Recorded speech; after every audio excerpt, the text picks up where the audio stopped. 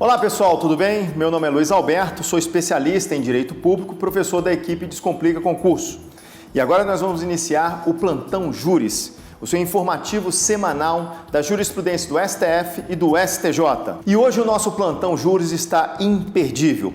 Nós vamos trabalhar com os 3 últimos informativos do Supremo Tribunal Federal, que trata de temas polêmicos e relevantes. E todas as informações você pode encontrar no link da descrição deste vídeo. E para você que não é assinante do Descomplica Concurso, na descrição nós temos um segundo link que você pode clicar e ter um desconto especial. Não perca essa! Vamos iniciar com o informativo 935 do Supremo Tribunal Federal, que traz o seguinte tema: é constitucional a Lei de Proteção Animal que, a fim de resguardar a liberdade religiosa, permite o sacrifício ritual de animais em cultos de religiões de matriz africana. Talvez esse seja o julgado mais polêmico dos últimos tempos. Por quê?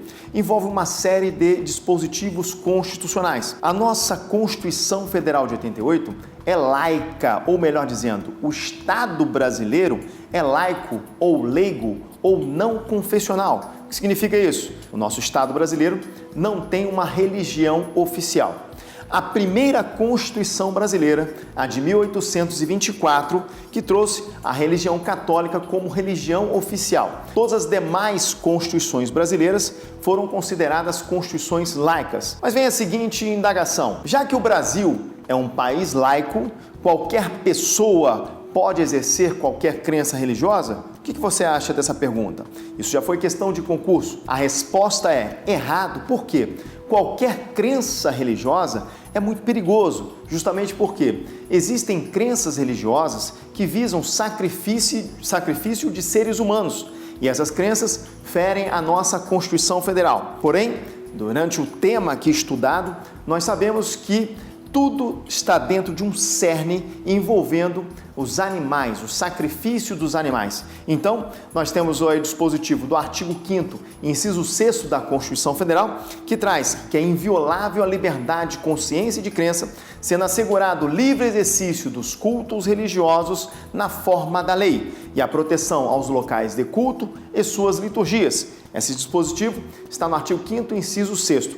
Mas, ao mesmo tempo, se você for analisar o artigo 225 da Constituição Federal, você tem a proteção ao meio ambiente, à fauna, à flora como um todo, no seu teor genérico, impedindo sacrifício de animais. Então, toda a questão é a indagação: será que a crença religiosa que tem ali como uma matriz, característica de matriz africana, o sacrifício de animais, isso é constitucional ou inconstitucional? Toda essa questão se desenvolveu porque o Ministério Público do Rio Grande do Sul, ele impetrou perante o Tribunal de Justiça do Rio Grande do Sul uma ação direta de inconstitucionalidade, em decorrência de uma lei que é a 11.915 de 2003, que destaca uma série de vedações a sacrifício de animais e traz um parágrafo único, salvo engano, do artigo 2º, estabelecendo uma exceção para as crenças de matriz religiosa. Será que esse dispositivo viola o princípio da igualdade? Ou seja, essa destinação da exceção é apenas para as crenças religiosas? Tudo isso eu te explico agora. A questão chegou ao Supremo Tribunal Federal em indagação da inconstitucionalidade sobre o aspecto formal e sobre o aspecto material. O aspecto formal, porque o Ministério Público do Rio Grande do Sul indagou que esta lei estadual estaria violando a competência da União para legislar sobre direito penal. Em segundo ponto, a inconstitucionalidade material alegada pelo Ministério Público do Rio Grande do Sul envolveu o artigo 19, inciso 1º, destacando que o Estado o Estado-membro estaria estabelecendo uma predileção às religiões de matriz africana. Todas essas questões foram refutadas pelo Supremo Tribunal Federal com a seguinte indagação: no aspecto formal, esta lei não trata de direito penal, é apenas uma lei de proteção à fauna e à flora. Em nenhum momento o Supremo Tribunal Federal reconheceu que a legislação estadual envolvia aspectos penais. Dentro do conteúdo material, em relação ao artigo 19, inciso 1º, que traz a vedação da União, dos Estados, do Distrito Federal e também dos municípios em estabelecer a subvenção a cultos religiosos, o próprio Supremo entendeu que a religião, ou melhor dizendo, as religiões de matriz africana são discriminadas negativamente. Então, com a intenção de estabelecer o princípio da igualdade, lembrando que a igualdade pode ser formal ou material, ou igualdade por reconhecimento, destacando até os dizeres de Rui Barbosa, que traz tratar os desiguais de forma desigual na medida de sua desigualdade, o Supremo entendeu que isso seria um tratamento especial de proteção às religiões de matriz africana para estabelecer uma igualdade material em todas as questões religiosas. Tudo isso em decorrência de um histórico de discriminações negativas em relação a essas práticas religiosas envolvendo a matriz africana. Cá entre nós sabemos que todas essas questões, elas são polêmicas, até porque a indagação é: será que há um sacrifício de animais mesmo? Todo o contexto foi estudado com uma análise clínica do Supremo Tribunal Federal, que entendeu que a maioria dos líderes religiosos tem um acordo entre si em que a morte do animal ela tem que ser rápida. E se você for olhar um outro lado da moeda, existe também algumas definições, até regulamentadas por portaria do Ministério da Agricultura, em que nos açougues a morte do animal também tem que ser rápida. E um detalhe interessante em relação às crenças de matriz africana, que parte dos animais são oferecidas à divindade religiosa denominada orixá, e outras partes dos animais são consumidas e o couro pode ser utilizado até para a fabricação de instrumentos.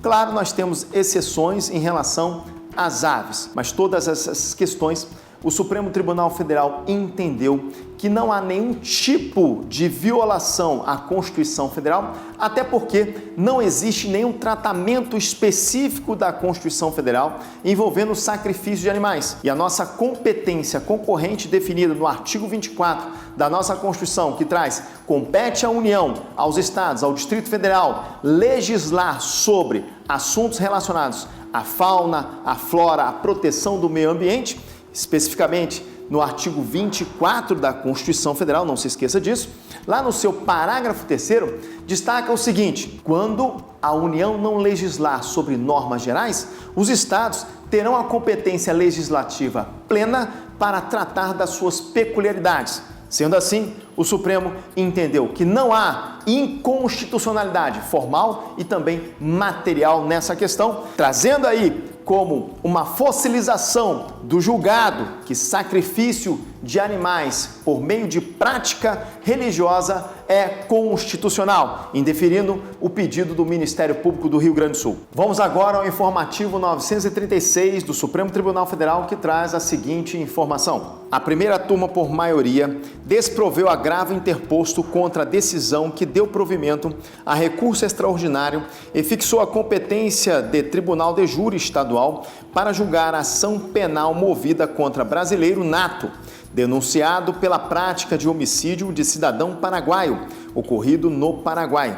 O pedido de extradição do brasileiro foi indeferido pelo Supremo Tribunal Federal, STF, em razão da condição de nacional. Artigo 5º, inciso 51 da Constituição Federal.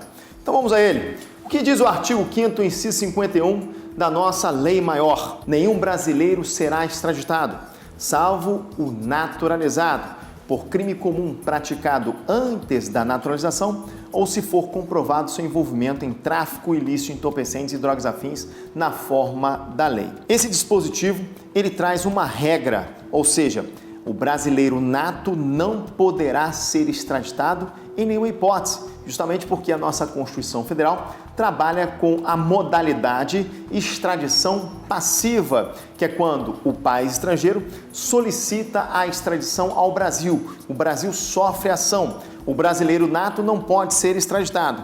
O naturalizado até poderá ser extraditado se cometer um crime comum antes da naturalização ou se for comprovado seu envolvimento em tráfico ilícito de entorpecentes e drogas afins na forma da lei.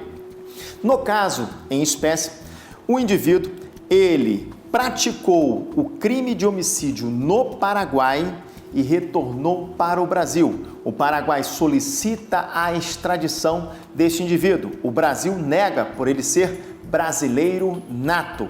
Nesse caso específico, será que esse indivíduo fica impune aqui no Brasil? Negativo.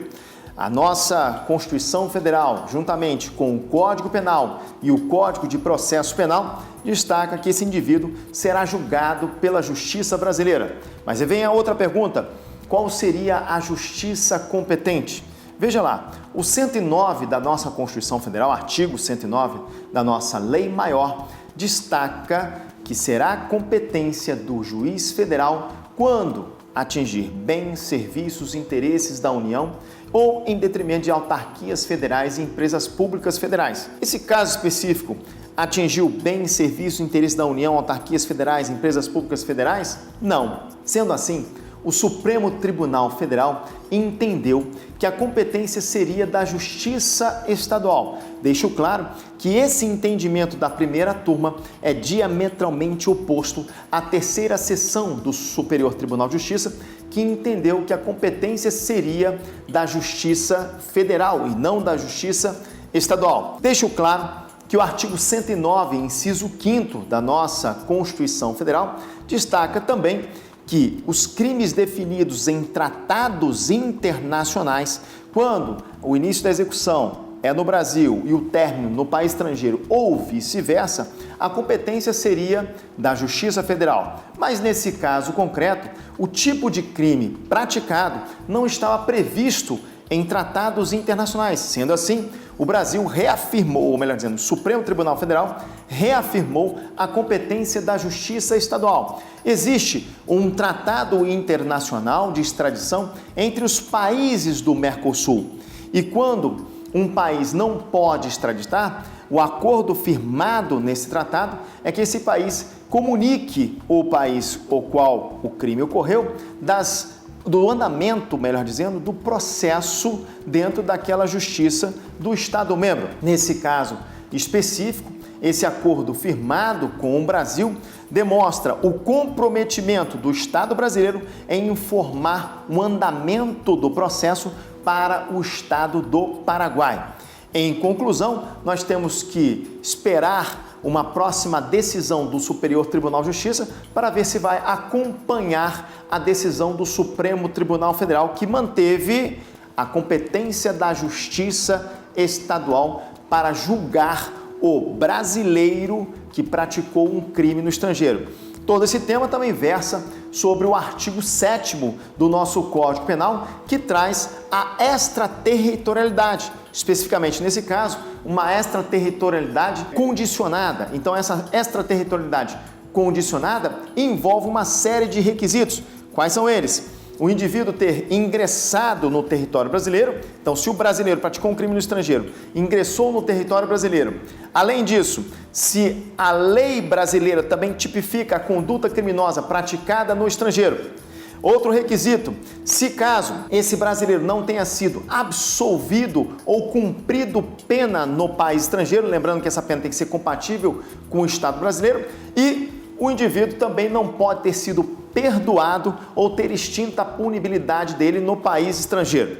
Então, esses são os requisitos. Depois você analisa o artigo 7º, inciso 2º da Constituição Federal, do Código Penal, combinado com o parágrafo 2º.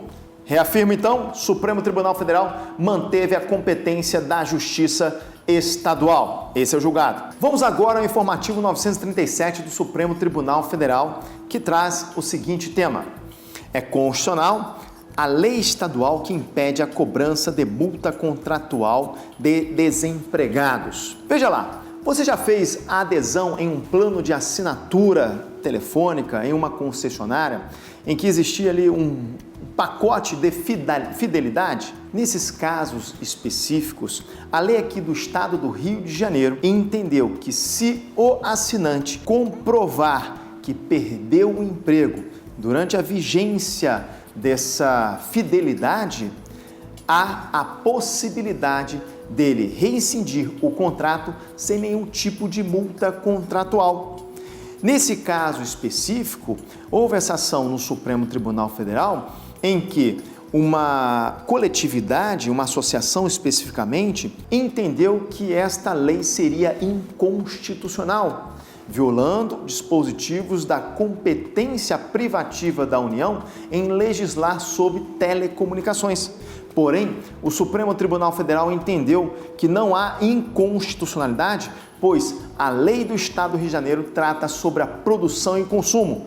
E produção e consumo, legislar sobre produção e consumo é competência concorrente. O Supremo, então, indeferiu esta ação e a lei estadual é constitucional. E assim nós finalizamos o Plantão Júris. A sua opinião é muito importante, então faça aí o comentário. Não se esqueça de se inscrever no nosso canal, ativar o sininho para ser notificado, porque aqui nós sempre temos aulas grátis. Lembre-se que você pode acessar todo o conteúdo dos informativos no nosso blog Tudo Sobre Concurso, que você tem aí no link da descrição. Aproveite para continuar estudando com a gente, assinando o Descomplica Concurso com um desconto especial e você encontra isso no link da descrição. O Plantão Júris fica por aqui e até uma próxima. Solta a vinheta. Deixa eu beber uma. Pera aí. Rapaz, é porque é muita informação para o cérebro só. Não, eu falei assim, será que já tá